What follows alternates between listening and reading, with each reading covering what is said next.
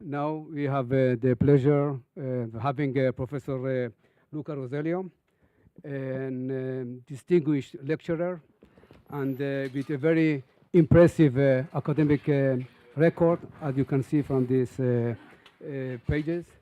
And he will talk about IoT and the EMC effects related to IoT.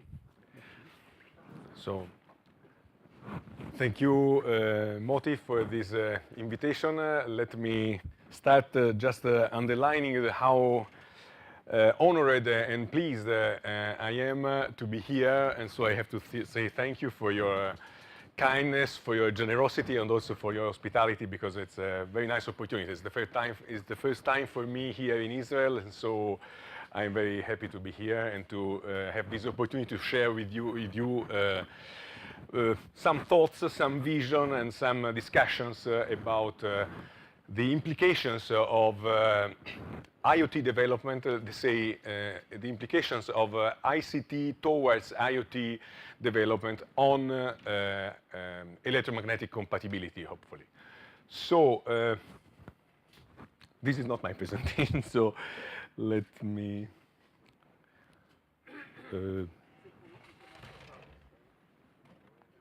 I need to exchange this one. Okay, no, I can do it by myself. Okay. Okay, so this is the title of the presentation. Just a couple of news about myself. Information. So I am from Perugia. Perugia is actually the barycenter of Italy. If you calculate, the real barycenter of the Italian peninsula is 30 kilometers southbound Perugia, almost here. So it's a beautiful place, it's a medieval city, and of course I suggest you to go and visit it, because it's very, very nice place, typical Italian atmosphere. And this is our university, some pictures. University of Perugia is an ancient university, but all the universities in Italy are ancient. I don't remember the score, but if I remember correctly, it's not the oldest one. And let's say, I guess it's the 7th or the 8th oldest university in Italy, but still, it has 7 centuries of life. Now, let's go to my talk. I'm not an expert in electromagnetic compatibility. My field of interest now, my field of research is Internet of Things technologies, and so my talk is an introductory talk to share with you the possible impact of IoT development on electromagnetic compatibility. So a bit about the present, let's say the past, the present, and possibly the future of this development, and which is the impact of this development on our technologies, and more specifically on electromagnetic compatibility. So, in the past, internet was actually a way to connect computers to computers and people to people via computers and servers. Now we see the appearance of some so-called smart objects. What are smart objects? Smart objects are things that are able to sense information from the reality, from the environment, and transfer information to the internet. At the present state of the development of technologies, we see already many smart objects. Here we have some of them in this picture. You can think to vending machines, smart cars, let's say the Google car, for instance, the wrist watches, and a lot of industrial applications for automation, logistics, and so forth. So if we look at the state of the art of ICT now, we can say that we are still in the era of Internet of Things. But at the present state of the development, Internet of Things involves objects that are mainly connected, mainly of a certain high value. I mean, the cost of these objects is still something relatively high. If you think to a vending machine, to a Google car, to this kind of camera, to this kind of objects, we are talking about objects that has a value of euros or dollars, or tens of euros, hundreds of euros. So we are talking about, let me say, big objects. Now, let's introduce a little bit the vision that we will explain a little bit better afterward. So we are assisting, we are watching a kind of penetration of electronics and of these possibilities of sensing and connecting, sensing information and connect this information to the internet in a kind of progressive way. So we start from big objects, that is the present state now, and we are going through smaller objects. So it was the past, it is the present, and which will be the future? Of course, we are talking about future, so there is a strong level of uncertainty, but it's not completely crazy, let me say, to think to the future where smaller and smaller objects will be able to sense and to grab information from the environment and to transfer this information to the internet. Of course, we are talking about objects of a very common use in the daily life. Is it working? Okay. The objects like this. So you can see that there is a kind of paradigm shift in the scale, in the cost, and with in the implications that this development probably yield. And we will see them afterward.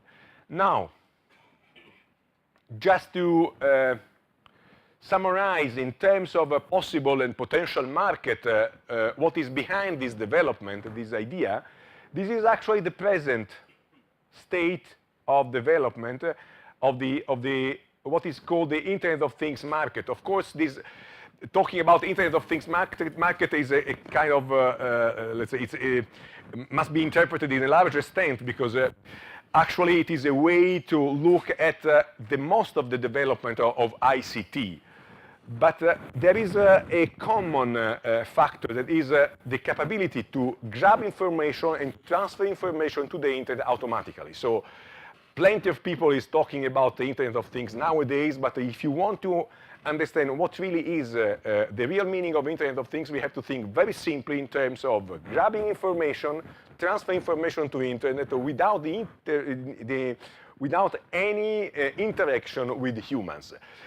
Let me tell you better, humans to this extent are things. So things like other things, humans, animals, and whatever. So you can interact among humans, among things, among everything. This is more or less, let's say, a brief definition of Internet of Things. So the market related to this area now has a volume of about 25 billions of dollars, and the forecast till 2020 is 50 billions of dollars. So, this exponential growth probably is expected to be supported by this development. But in order to increase the number of connected objects, we have to reduce the dimension and to increase the diffusion of these objects. So this is the trend. So let's try to understand which will be the implications of this trend. Now, some definitions, let's say, some observations about which are the fields where is is easier to find, it's easy to find this development towards smart objects. So where are the smart objects nowadays? That's the first part of this presentation. So a field of applications that was one of the first driving this development is the smart manufacturing, smart factories, and related logistics. Of course, in this field, there is a big need of automatic item monitoring, waste reduction, and collection of a product history, and all these needs are consistent with the implementation of smart objects spreaded in the factory. But the trend is not to limit to this evolution, not to limit this evolution to logistics, but also to realize a kind of smart infrastructure that is, let's say, diffusions of smart objects integrated among them and talking each other, exchanging information each other in order to have under control all the chain from the object to the factory and accounting also for the manufacturing process. So everything is integrated in a kind of ubiquitous smartness. This is the buzzword that they use nowadays in this field. Let me stop by a little bit. I'm talking about the present now. Then I will try to talk a little bit about the future. So this is more or less what people involved in this area is doing now. So the technology is pushed to the limit, but is still able to do something in this way. I mean, everybody has experienced the beginning of smart shops where you can have an automatic stock management, product identification via RFID systems that is very common, anti-thief system, interactive information between customers and goods, and of course automatic payment. Everything is a little bit known, but not really well diffused. But you know, you have experience about this, and it's not astonishing. It's something that is clear that is achievable with the present technology. It's just a question of time and to develop these technologies in a better way. But it's something that it can be reached and thought even now. So we are talking about a kind of smart chain, including smart factories, smart shops, smart goods, and smart transport like this. I don't want to spend too much time because if I am right, we have to recover 10 minutes about so on the schedule. So I'll do my best to do this. So all this chain should be smarter than now, and smartness is implemented by using smart objects. I repeat, objects that are able to gather information and to connect this information to internet, and in this way to exchange information among objects and humans automatically. That's the most important aspect. We will go again on that afterward. Now, cities. Cities are there are some European projects about smart cities. Almost all the cities and the politicians in Italian cities are talking about smart city. They are not doing nothing almost, but they talk and they try to involve the scientists on implementation of smart cities. So there is a big sensitivity on this aspect. So in the cities, there are a lot of places for smartness. Here, it's about energy management, about shops. We have already talked about this. Of course, about traffic and roads control. This is another area where smartness is almost mandatory, and we can experience in the daily life, of course, how chaotic is the traffic. And we are all engineers and scientists, so we can imagine which could be the benefit if a bit of smartness would be introduced in in a real traffic control, not just let's say, a smart light and that's it.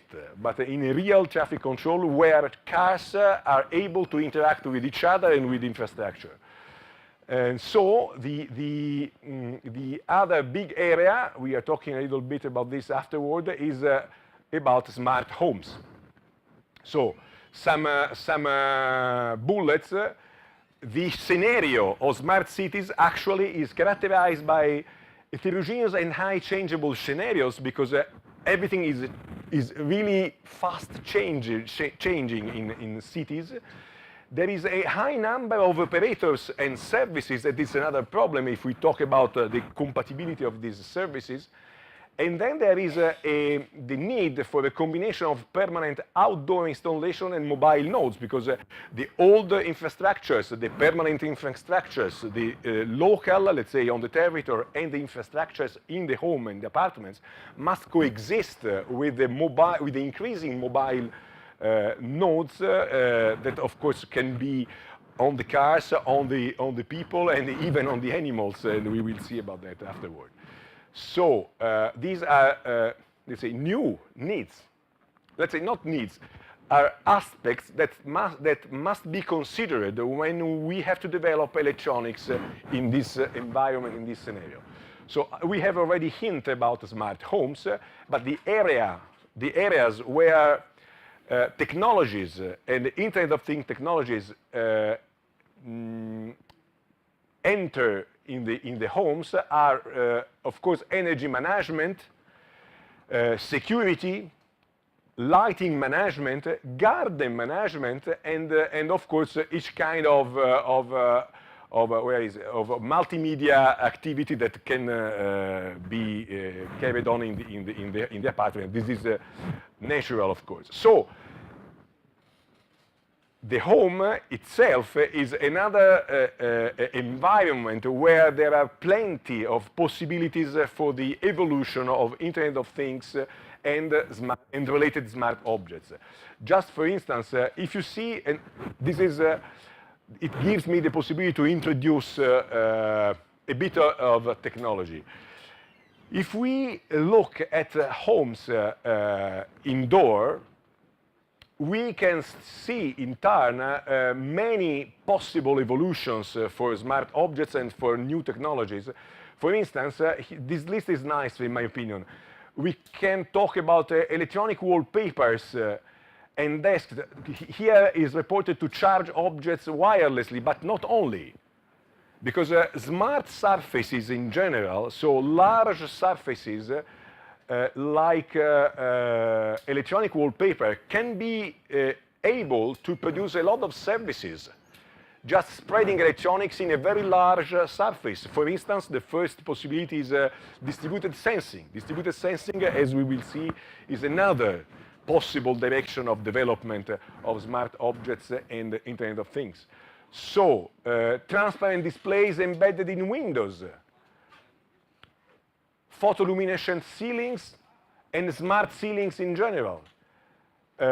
Ubiquitous sensors, as I said, that means smart sensing surfaces or several sensors distributed in the environment and managed as a whole to grab distributed information and elaborate this. Then large area distributed speakers and ubiquitous energy harvesters. So if I don't know, I guess everybody is familiar or almost familiar with rectennas.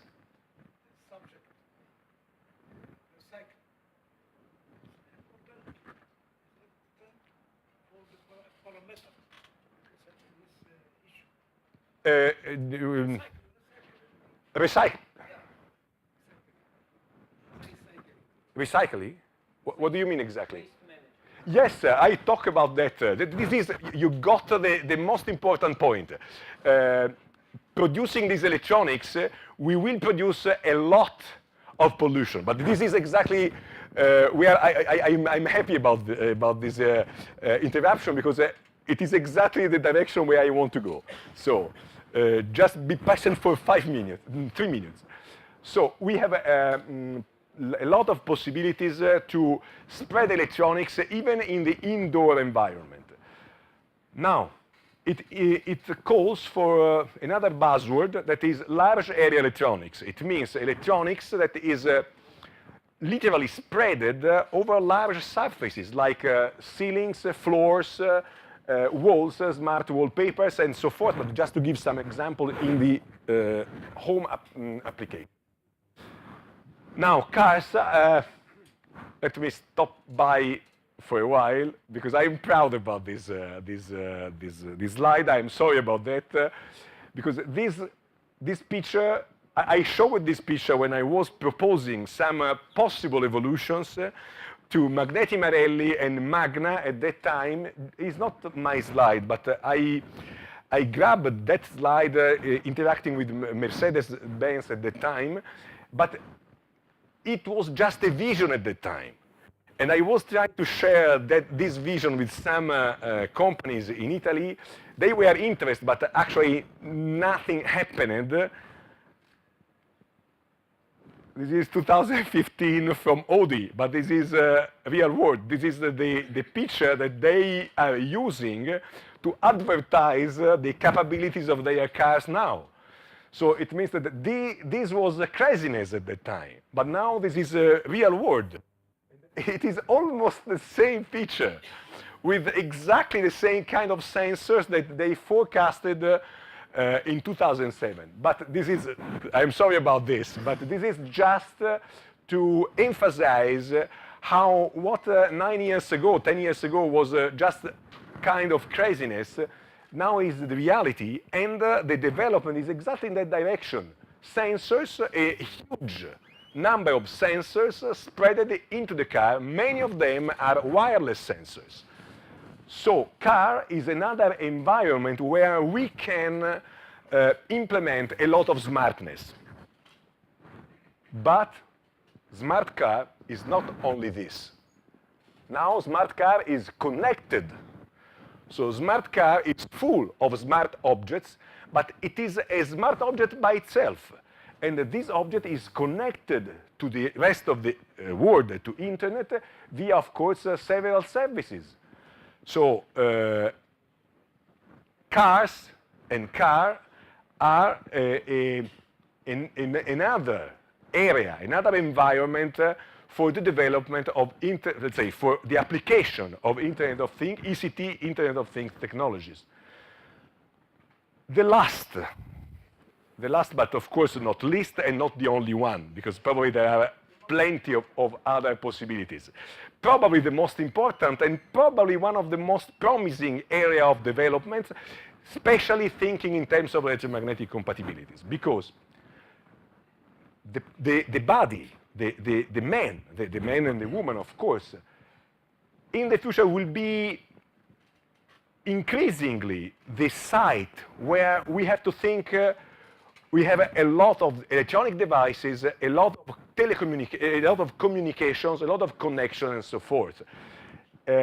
This is just a brief description of possible sensors that can be put on a body, on the surface of the body, at the moment. But we have also to think to what you can do thinking in terms of implanted technologies. That is another increasing and very important areas for health, security, and so forth. So body area networks, to the general extent, are another very interesting, very promising area to work with. And still, similar to what can be seen thinking to the cars, also the man, the person, the body, is connected, is not only a network of personal devices that are on the body, but is connected to the rest of the world. So the personal area network, the body area network, is part of this internet-connected world. So I leave this, I put this as a last because I think that this part, this area is one of the most promising and the most increasingly growing, let me say. And that can call for the most of the problems in terms of electromagnetic compatibilities and interference, but of course this is up to you. I want just to share with you some area of common work. Now, let me summarize. We have talked so far about more or less the present state of the development and, let's say, a linear development of the present state, let me tell you in this way. So just a step ahead. And which are the most important challenges to cope with at this level? Mostly connectivity, so increased connectivity, because we produce an increasing amount of data, and so we have to increase the connectivity to manage this data. And let me tell you better. First, the capability of sensing. So we have to grab information, you grab information, and you transfer information. So you have to increase the capability to grab information, and you have to increase the capability to transfer information. But you cause a lot of traffic. And so we are nowadays to cope with the problem of big data. Everybody is hearing about big data. This is the consequence of this increasing IoT development. These are the present challenges, but which will be, okay, how we are facing these challenges nowadays. Just an example, because I'm not an expert about connectivity or similar stuff. So I want just to give you some examples and to think of. 5G is certainly one of the most promising ways to increase connectivity, to increase capacity and data rate, to improve energy efficiency, to reduce latency, and to provide high scalability and dynamic spectrum. So this is the spectrum under development, because the spectrum in 5G is not stated so far, but we are going towards let's say, terahertz technologies. We are not in terahertz technology, we are in high gigahertz spectrum, but still the frequencies are going to 60, 70, 80 gigahertz. So this is the discussion that is now in the 5G groups and in the 5G definition.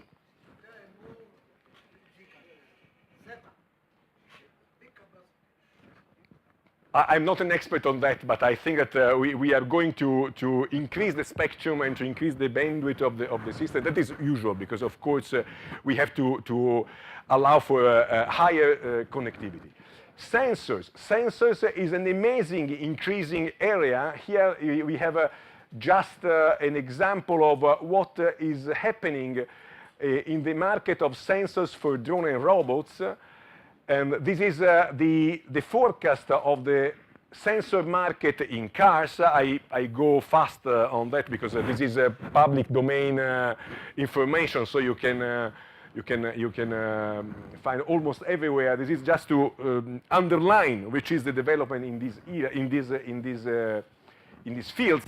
Let's say in the field of interconnection, in the field of sensors, and this is the forecast for IoT sensors till 2024. I like this slide, and I use this slide that is a repetition of the present ones, because I want to underline this point. In this forecast, 2024, of course, it's a forecast. Let's say beyond 2020, the leading technologies to produce sensors, and look, here you have the cost that is increasing with the rate that is 1/4 about, is decreasing with the rate that is 1/4. In the same decade, the volume is increasing with the rate that is 10. It means that the gross market is globally increasing. Of course, the cost is decreasing, but the volume is increasing more. So the volume is, in terms of dollars, is increasing, and the technology supporting this development should be printed electronics. This is a forecast. We are talking about 10 years ahead. But this is a possible forecast about technologies able to develop smaller and smaller sensors, spread everywhere at the very low cost.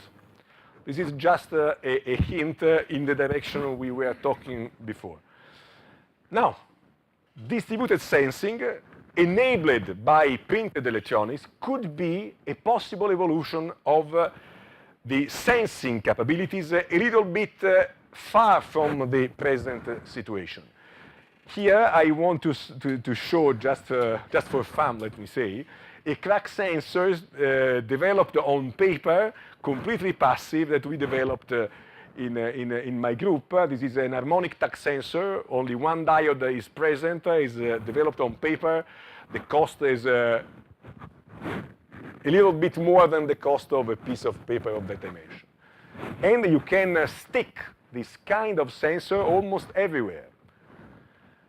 Another concept that can make understand what is a smart surface and a distributed sensing is the concept of smart floor. This is the example of a patent we have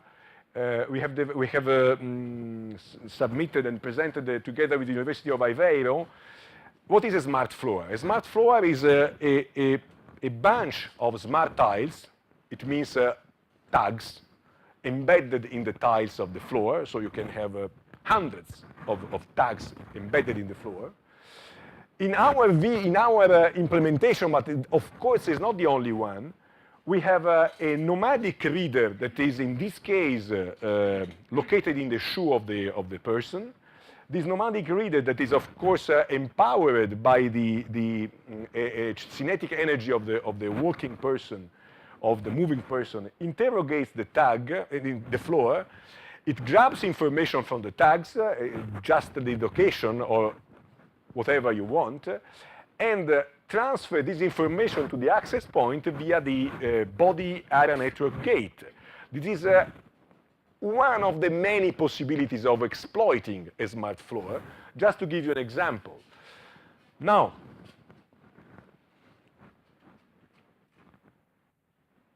what are the challenges of the future? Because we are talking about present and near future. My idea in this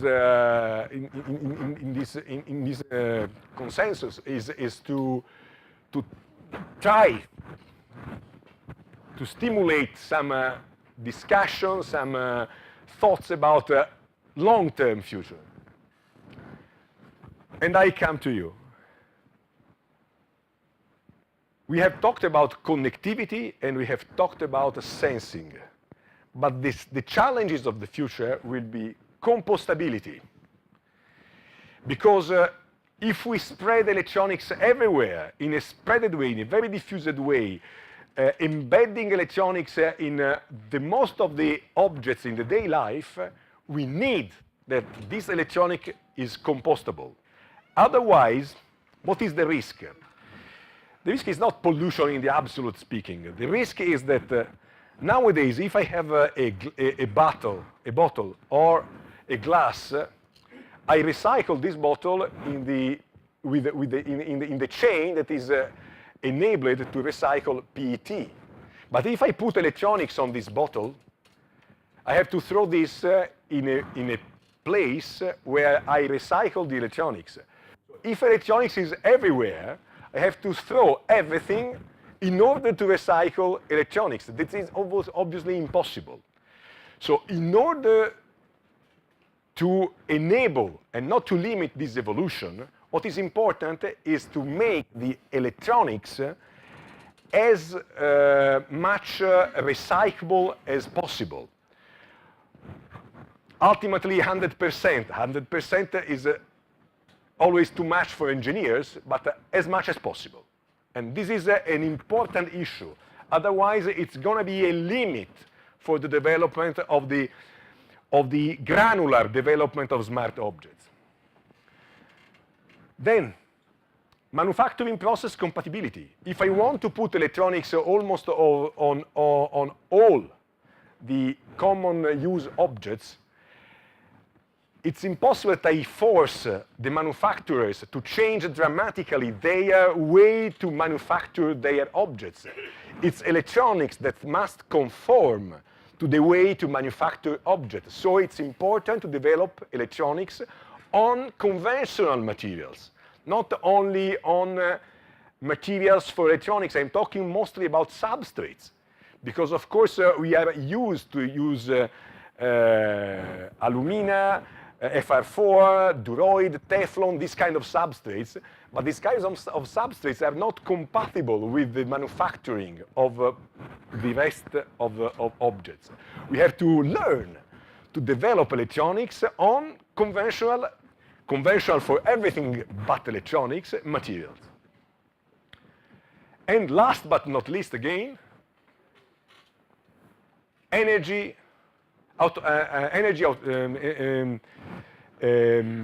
autonomy. Because now, talking about the objects that now belong to the IoT ecosystem, we think to big objects of value that usually are connected to the grid or are power supplied by batteries, because we are talking about smart cars, vending machines, smart watches, and similar stuff that has their own batteries or connection. But if we talk about very small objects that are independent, and they are almost everywhere, you cannot think them connected to the grid or power supplied by batteries. So you have to develop systems that give them autonomy. And probably something else. We don't know. From now, I will talk also in terms of suspension dots, because it's a must. This is an example of a fully green implementation of a tag. This is an example of an harmonic tag developed on paper. We use copper, but we can use also inkjet printing. And we used an organic diode as a nonlinear device to produce a second harmonic. So this realization is almost fully biodegradable, except so far for the metal. It is copper, of course, but we can work on that. So the substrate is paper, the die and the device is organic. This is an example. So I'm trying to answer to the main challenges. So how to satisfy to fulfill these challenges. Additive manufacturing is another technology that open lots of possibilities, because it allows also to grow each kind of layer, even on top of silicon devices. Silicon is biodegradable by itself because it's a kind of sand, but unfortunately electronics is not only silicon, so we have to account for this. Additive manufacturing is a promising technology.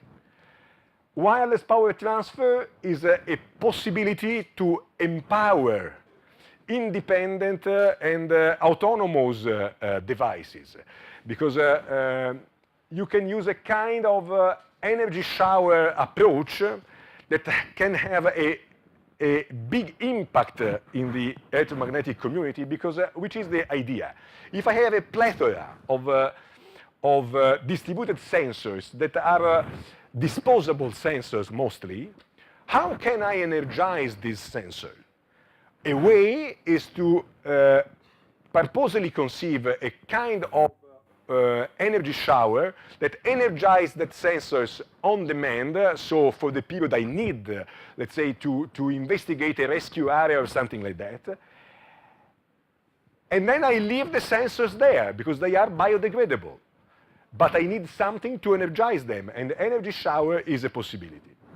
You can imagine the impact on electromagnetic compatibility that this approach has. The last bit of, the last bite of technology is about wearable technology. We talked about body area networks and personal area networks. The electronics that is on body, of course, must be embedded in garments, because you cannot screw electronic boxes on top of the garments of the people. So the electronics you want to implement for personal area network must be embedded in the fabrics and sometimes embedded in the body. So wearable electronics, fabrics, electronic on fabrics, stretchable electronics, and so forth is an important technology and is an important direction of development. So I am concluding. Some implications, considerations, and stimuli. I hope that some stimuli were inherent in my inherent for you in my exposition, in my talk. But just to summarize, and I'm not an expert of electromagnetic compatibility, so what I say here is just what I see, but of course is not exhaustive at all. So it's just to start discussion. But certainly there is a good aspect in the development of Internet of Things. That usually we are talking about very low signals because we are talking about smaller and smaller devices spreaded, but with a very low and decreasing amount of power. So this is probably the only good aspect in the development of Internet of Things from your point of view. On the other side, the increasing of wireless power transfer is posing a lot of challenges to the electromagnetic compatibility community, and very wide challenges, because there are wireless power transfer systems under development at low power, at mid power, and at high power, thanks to the charging of personal devices like cellulars that can be considered low power. RFID systems are usually considered low power, but cars, electric vehicles, and also trains and buses that are under development in terms of wireless power transfer charge are certainly high power, and they have a lot of implications in terms of electromagnetic compatibilities. Then there is a prolonged exposure in the IoT environment, ecosystem of course, to EM signals that is beyond what we are accustomed to nowadays, because everybody in your community is thinking in terms of Wi-Fi as a permanent source of electromagnetic exposure, but this permanent source 24/7 is increasing with all the systems that I have shown in my talk. So we have to think in terms of prolonged exposure, increasing permanent exposure 24/7 to the electromagnetic signals. So another problem. There is an unpredictable number of coexisting applications and thus an unpredictable level of local power density, because we don't have only Wi-Fi or cellular phones. In the future, we will have plenty of services, plenty of systems, and so the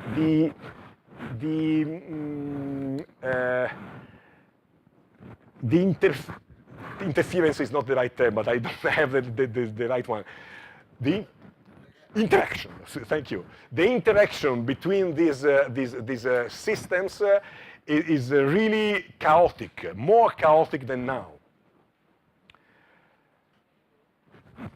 These systems are interacting not only in terms of information, but in terms of power and information, because we have carriers devoted to wireless power transfer together with carriers devoted to transfer information. So this is another complication. And of course, we have a high proximity with the human body, because with the development of electronics on the body, we have to play carefully with everything that is related to the interaction with the body and with the interference this time among these devices. We are talking about implanted devices. Implanted devices are devoted to safety and health. So if there is something wrong, it's something that can be vital. So in that area, electromagnetic compatibility and interference must be played very carefully. I was talking about implantable device. And of course, dots. That is the most important bullet. So, I conclude my presentation. Thank you very much. Thank you. Okay, thank you very much, Professor Roselli. Any questions? Yes, please. About security private. Security what? Private. Oh, you mean... In the future of smart city, the security private and public is big problem. yeah. What you think in the future in the massive smart city, the resolution of this problem? I want to be frank. I know and I am perfectly aware about the fact that, which is the right word?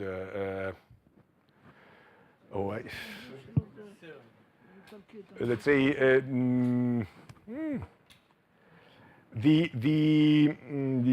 let's say the reservation. I don't know. Not, to make information reserved, not to disclose the information, is one of the most important issue, because of course you risk to create a lot of problems from this point of view. In terms of technology, this is mostly related to cyber security. So it's in terms of ISO-OSI diagram, we are talking about something that is at high level, because it involves protocols, it involves the way to treat information and data, and it is not strongly related to technologies. So I know, but I don't have the solution, of course, that there is a big debate on that, because of course with the increasing information that will be transferred to the internet, security is one of the most critical issues.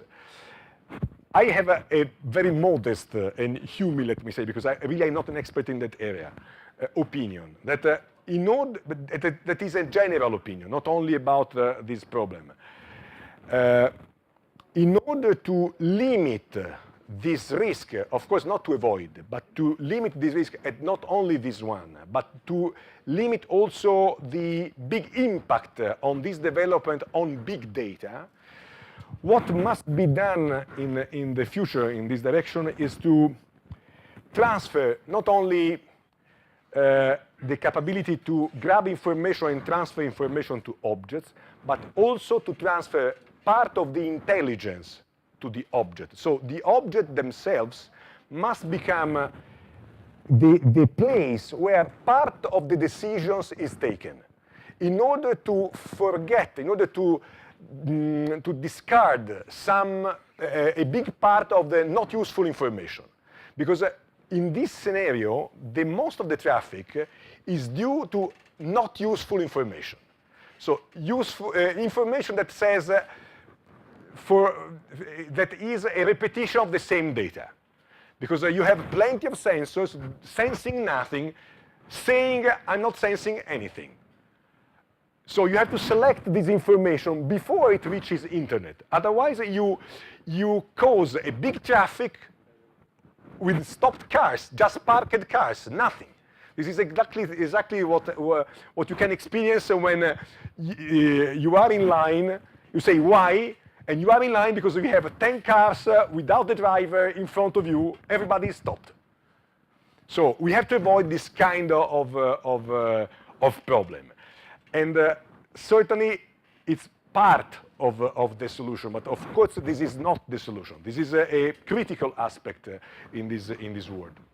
Okay, thank you very much. I think we don't have time for other questions. It should be postponed to break time. Thank you very much. Thank you.